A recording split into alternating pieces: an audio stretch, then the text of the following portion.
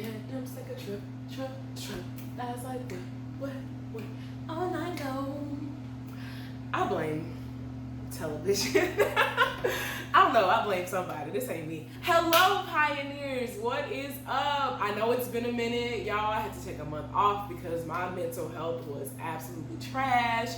I was burnt out and running on fumes, and now I have been filled up and I am ready to go and give y'all some content. So speaking of my mental health being trash, we are talking about mental health this month because it's Mental Health May.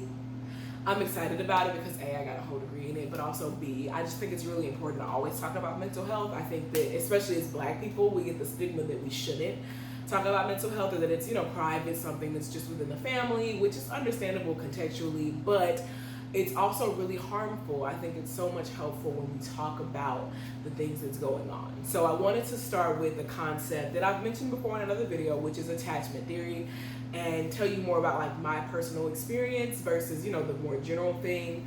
But I also feel like, attachment, your attachment style definitely dictates a lot of your interactions with other people. Like it's the very, broad, this is what I do, this is how I interact.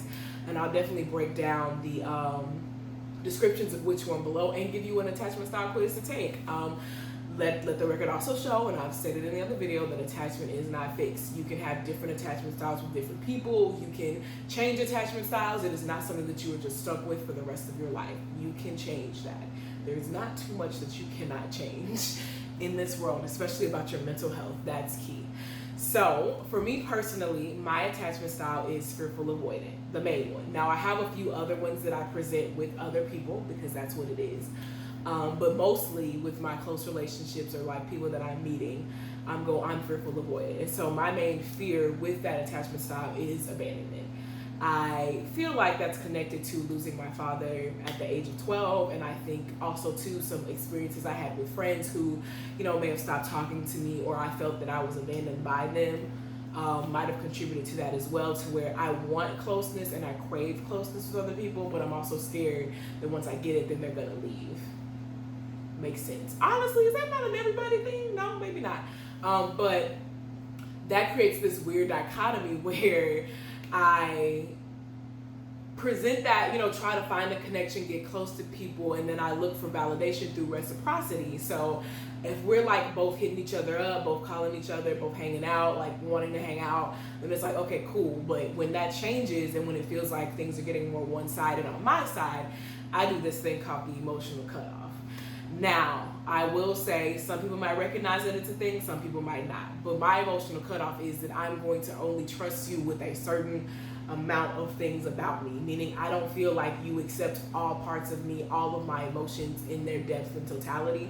So like I might be like, let's talk about you, let's talk about the weather, let's talk about very general things. Like I'm not going to give you any deep sort of details about me, what's going on with me. If I'm in a depressive mood, I'm not going to tell you. I'm not going to respond to you as quickly. Now if you think that this is you, it might not be. I'm also not that great at responding to things as I used to be. So just an FYI.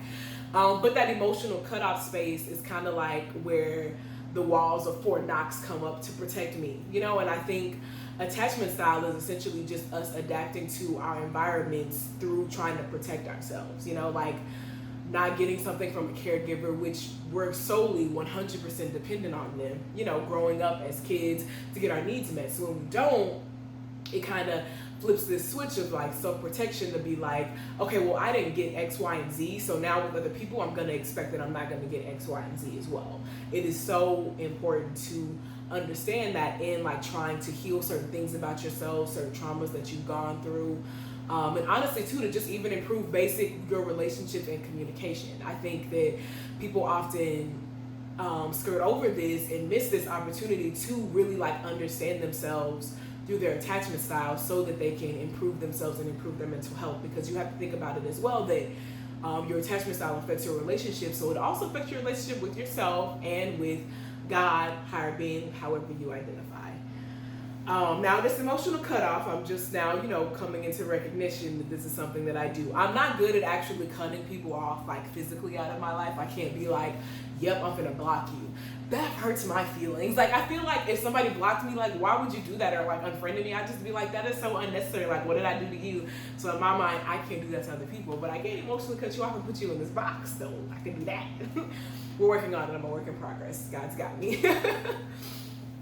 So after that, I think we kind of continue on, and I haven't reached the point where I understand how to reconnect after I've emotionally cut you off.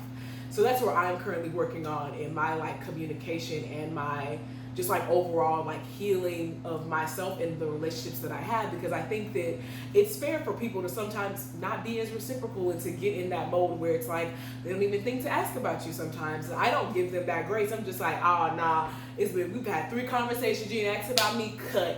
You don't care about me no more, cut. I'm laughing because I think that that's ridiculous hindsight, but at the same time, protection. The attachment styles is about protection. You want to protect yourself. And as human beings, we don't like pain. We are so pain averse. We would rather, I don't even know, do anything else but feel pain. And I understand that makes sense. Emotional pain especially hurts. And it's not something that you can just put some cream on, type of Band-Aid on, and it heals. Like emotional pain, like you have to actually feel and work through. And y'all know how I feel about feelings. Like they're helpful and useful and like all those good things, but like, ew. So I get that and I understand that, but I think it's important for us to know that if we don't feel it and go through it, we're not going to heal from it and move forward. And I guess I found myself kind of at this crossroads of, I have 1 or 2 options. And y'all know I've said this many times. I can either stay the same or I can grow and move forward. And I'm not the type that's going to want to stay the same when I don't feel like it's a healthy space. Like me feeling like I want more from my relationships, me feeling like I can hardly trust anyone, me feeling like I have to emotionally cut people off is not a space that I want to be mentally. And I certainly don't think that that's what God wants for me, just for the kingdom or anything like that. So I had to really like sit down and ask myself, so if this is not something that I want to do, what is it that I do want? Like, what do I want? And I want fulfilling relationships. I want to feel like I can trust people and depend on people because you're supposed to. That's why he created us, because we need other people. And that toxic whole, I don't need nobody, that is wrong. If that was the case, then God would have just left Adam by himself. We need other people. We do. And it might be, there's a difference between like a codependency need and just like a healthy need. Like you can healthily need people to help you out, to get you through. Like that's fine. But this whole I don't need nobody, cut that out. That's wrong. Anywho, so yes, we need other people. We need to be able to healthily depend on other people. And so when I got that in my mind, I'm like, okay, cool. Well, what can I do?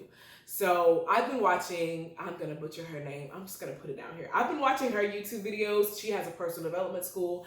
I have not yet enrolled in it. I have a 7-day free trial that I'm like dancing with and thinking about, but it's honestly helped me in just shifting my mind from that more closed off space of no, to more of a, okay, well, if I want what I want, I have to shift the way that I communicate with other people.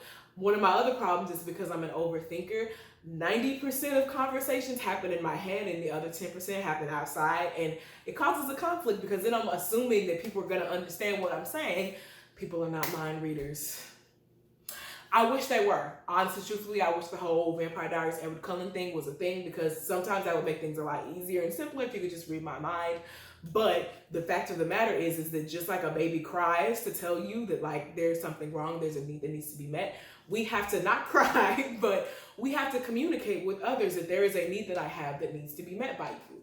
And hey, if they can't do that, then we seek somebody else to meet that need and understand that that might not have been where they were at that moment in time. We don't always give people the benefit of the doubt like I think we should, especially as a society. Cancel culture, don't get me on that, because I really can't stand that. Because I'm just like, something they did in 2008, you holding against them? Like, for real? This what we doing? But we have to give ourselves grace and give other people grace as well. And that doesn't mean that you let somebody walk all over you, but it means that you communicate healthily and effectively. And if you check her out, check her videos out, it will help you to understand more of how you do that and how you navigate that.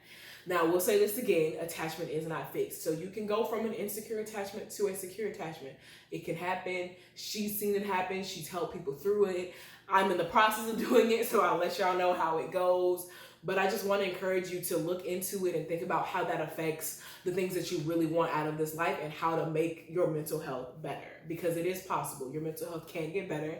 I know sometimes, especially in the thick of anxiety and depression, it feels like it can't, but I'm here to tell you it absolutely can. The woman that I am, that you see talking to you today, is vastly different from the little girl I was a decade ago. And thank God for growth and progress and change and the people that he's brought into my life, and the experiences and the situations that he's brought into my life that has shown me how to be a better me, how to be a better person, how to minister to other people, and all that alike.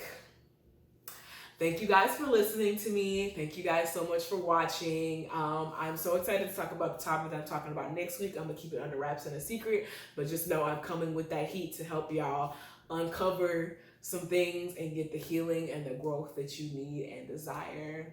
I will see you guys next Monday.